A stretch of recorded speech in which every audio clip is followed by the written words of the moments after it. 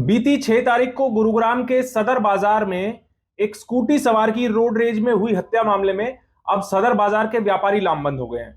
आखिर किसके न्याय की मांग कर रहे हैं सदर बाजार के व्यापारी, उसको लेकर आज एक पैदल मार्च निकाला गया जिसमें गुरुग्राम होलसेलर व्यापारी एसोसिएशन के तमाम व्यापारी इकट्ठे हुए।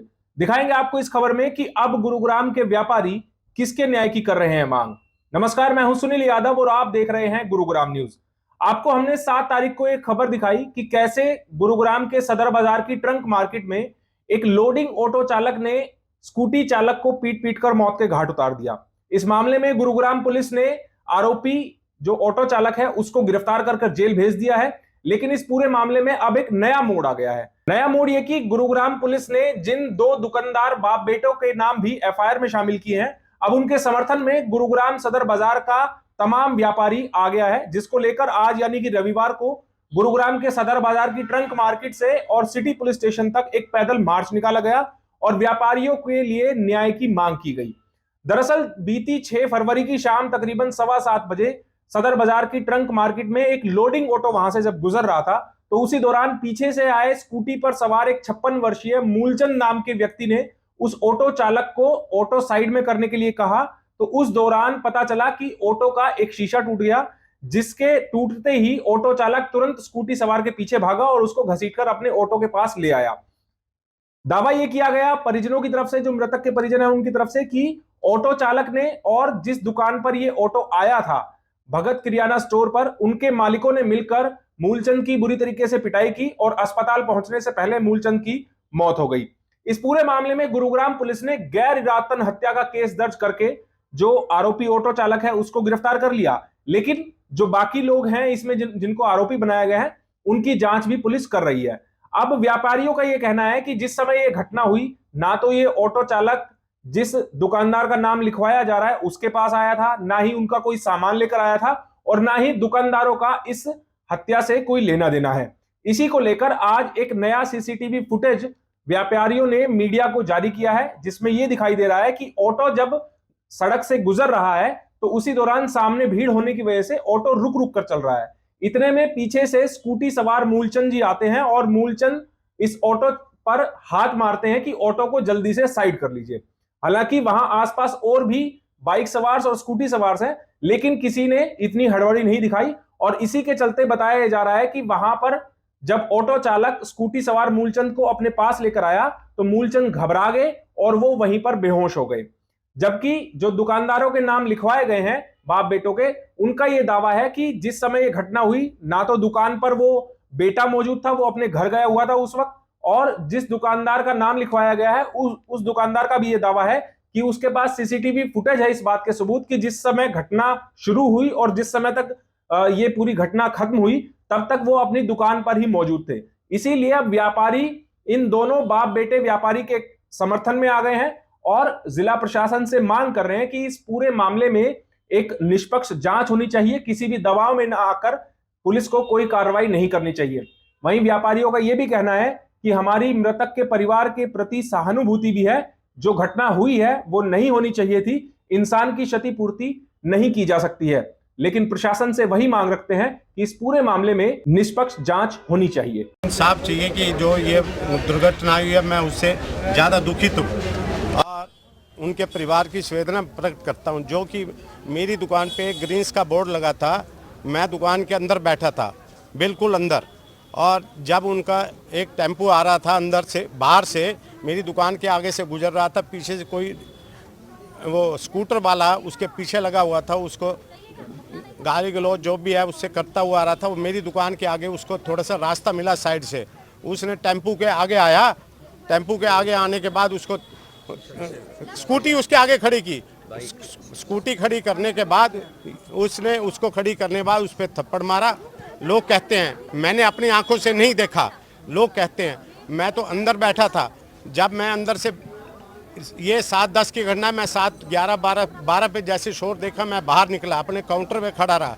उसके बाद ये सारे देखते रहे, भाई उसने उसका शीशा तोड़ा है जी, वो ड्राइवर ऐसे गया जी, उसको बुला के लाया जी, उससे पैसे मांगे, उनकी क्या बात हुई, कैसे हुई, ये पूरी पब्लिक और उनको मालूम है, मुझे कुछ मालूम नहीं है। सिर्फ मेरा ग्रीन्स बोर्ड देख के टेम्पू वाला मेरे से आगे निकल गया, उन्होंने उसका नंबर लिया टेम्पू वाले का, गूगल पे रिसर्च किया कि उस टेम्पू वाले का नंबर ये है कि उसका नाम है ना ग्रीन्स ट्रेडर्स लिखा हुआ है। ग्रीन्स मेरा नाम पढ़ के ग्रीन्स ट्रेडर्स के नाम से सब ने मेरे उन परिवार वालों ने ये किया कि यही दुकान वाला ही मालिक है, इसी का लड़का टेम्पू है, टेम्पू इसी का है, ड्राइवर इसका है, कि मेरा कोई उस टेम्पू से लेना देना नहीं है, ना मैं टेम्पू को जानता हूँ, ना मेरी दुकान पे उसका माल आया था, और वो टेम्पू अपना आगे निकल गया।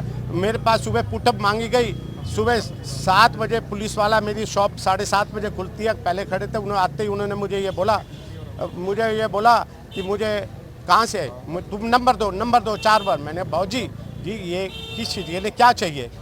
फिर उन्होंने बोला मैं पुलिस वाला हूँ, रात को जो तुम्हारे यहाँ दुर्घटना है उसके लिए आया हूँ, हैं तुम्हारे फुटअप चाहिए।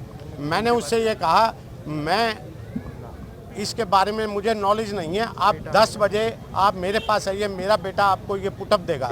और कुछ जब 10 बजे सारे उनके परिवार के और पुलिस वाला भी आए, सब आए, उन्होंने ये कहा पुटअप चाहिए।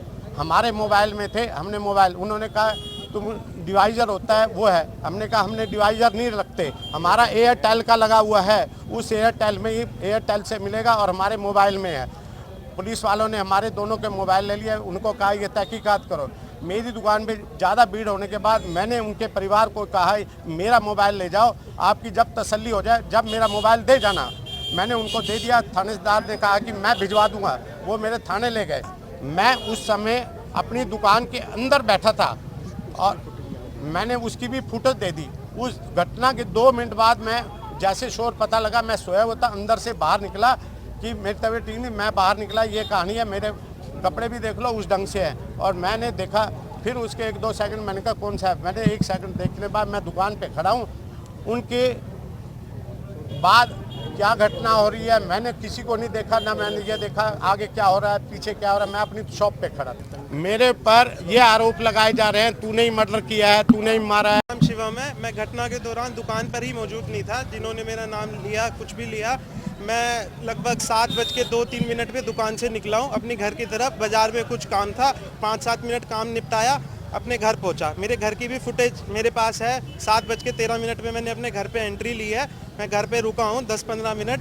7:29 में मैं घर से निकला हूँ वापसी और सीधा दुकान पे आया हूँ। दुकान की फुटेज के अंदर फिर क्लियर है कि मैं 7:34-35 पे दुकान पे फिर एंट्री ली है। जब तक मैं आया हूँ यहाँ पर कुछ नहीं था। यहाँ पे सब कुछ जो अंकल गिरे हुए थे उनको भी ले जा चुके थे किसी सीएनजी टेम्पो में, जो मेरे को सुनने को मिला।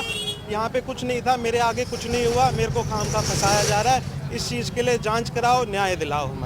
हम ग्रीन टेम्पू की वजह से सिर्फ एक साजिश है पिताजी को फंसाने की, और उनके साथ उनके बेटे का भी नाम लिखवा दिया गया ताकि प्रेशर क्रिएट होए उनके ऊपर जाके। को तो कोई अंदाजा नहीं था। मैं जब दुकान पे पहुंचा, मेरे को दुकान के लड़कों ने बताया ऐसे ऐसे एक टेम्पू के साथ दुर्घटना हुई किसी अंकल जी की, वो गिर गए हैं अपने आप, उनको लेके गए हैं हॉस्पिटल, उनकी बेटी आई हैं वो लेके गई हैं। बस हमारे को इतना ही न्यूज़ थी, उसके आगे कुछ। प्रधान गुड़गामा होलसेलर एसोसिएशन से हूँ, और इस घटना के बारे में जब मुझे पता चला तो पहले तो हम कुछ समझ भी नहीं पाए कि इस घटना का मेन क्या रहा।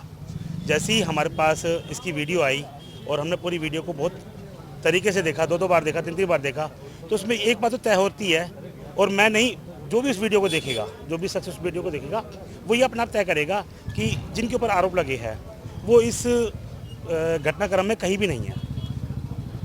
और बाकी देखो, मेरी प्रशासन से सिर्फ एक ही गुजारिश है कि प्रशासन जो सच्चाई है उसकी खोज करे, और ये रोड पे जो एक वारदात हुई है, और ये वारदात कहीं भी किसी भी प्रकार से हो सकती है। इसका मतलब ये नहीं कि जिस मौके पे वारदात हुई है वो दुकानदार उसमें दोषी है। तो मेरा सिर्फ यही है कि जो भी है इसकी निष्पक्ष जांच हो, और जिसके ऊपर गलत इल्ज़ाम लगाए गए हैं उनको इल्ज़ाम जब लगेगा जब वो साबित होंगे। सीसीटीवी कैमरे में सिर्फ ये दिखाई दे रहा है कि जिन शख्स का नाम कंप्लेंट के अंदर आ रखा है, मिस्टर भगत राम जी और उनके बेटे के नाम, तो बेटे तो वहाँ पर किसी भी कैमरे की फुटेज में कहीं भी नहीं है। पता लगा तो वो अपने घर पे थे, और भगत राम जी अपनी दुकान के अंदर ऑफिस में थे। और जब उनको घटना पता चली तो वो बाहर अपने काउंटर तक आए और काउंटर से ही वो बाहर का जो भी घटनाक्रम चल रहा था उस घटनाक्रम को चेक कर रहे थे बस। और उसके बाद वो अपने अंदर चले भी गए। व्यापारी एसोसिएशन सिर्फ यही है कि किसी के साथ कोई अन्याय नहीं होना चाहिए। और जो घटनाक्रम हुआ है, देखो हमें उसका बड़ा खेद है, एक व्यक्ति की जान गई है, वो किस कारण से गई है इसकी निष्पक्ष जांच होनी चाहिए। गुरुग्राम पुलिस भी इस हत्या की गहनता से जांच कर रही है और घटना के वक्त आसपास जितने सीसीटीवी कैमरे मौजूद थे उन सभी की फुटेज भी पुलिस कब्जे में लेकर जांच कर रही है। हर कोई उम्मीद करता है कि पुलिस निष्पक्षता से जांच करे ताकि असल दोषियों को सख्त से सख्त सजा दी जा सके और इस घटना के जो मृतक हैं उनके परिवार को भी इंसाफ दिलाया जा सके। इस खबर के बारे में आप हमें अपनी राय कमेंट करके जरूर दीजिएगा। साथ ही साथ आप इस खबर को जरूर शेयर कीजिएगा ताकि सभी लोगों तक सही जानकारी सही समय पर पहुंच पाए। नमस्कार।